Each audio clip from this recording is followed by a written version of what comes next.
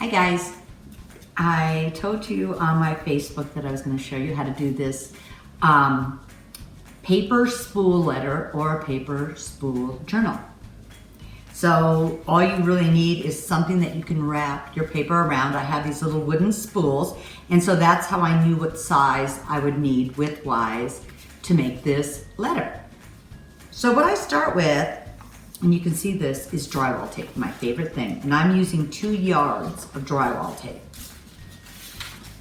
First thing I did on this, and it's hard to tell because we're not going to go through the whole thing. I'm just going to show you what I did, and you guys are going to come up with something even more amazing. Is I took one of my IOD stamps and used a lighter color and stamped all the drywall tape. But I just stamped across it with the light color so I could still write in between it. And then after you get done stamping it, I wanted some dimensions, so what I did is I sewed some sari silk across the top. Just ran it through my sewing machine and did a zigzag stitch and ran it all the way across the top of this. And then the fun part, I'm just adding fun accessories and pieces to different sections of this drywall tape, and I'll give you some examples. I had cut some paper that was a little wider, but I knew it fit on my spool, and I just sewed seams through it, added fun words, added some fun other papers. On this one, I even did a little bit of a rub-on on the actual drywall tape. But you're just gonna add fun pieces, and I actually glued these, cut them and glued them on to my drywall tape. So you have just tons of fun sections.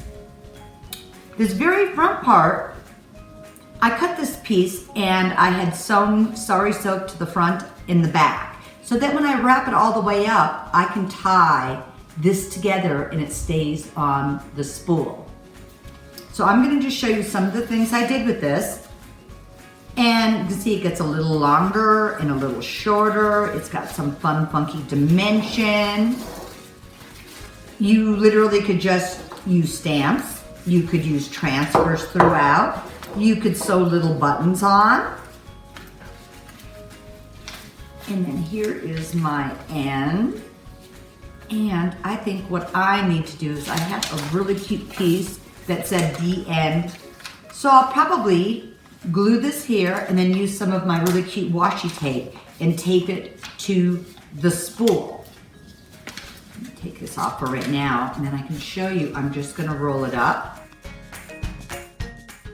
We had made a bunch of these years ago, and a couple gals bought them to use as their signing book for their wedding.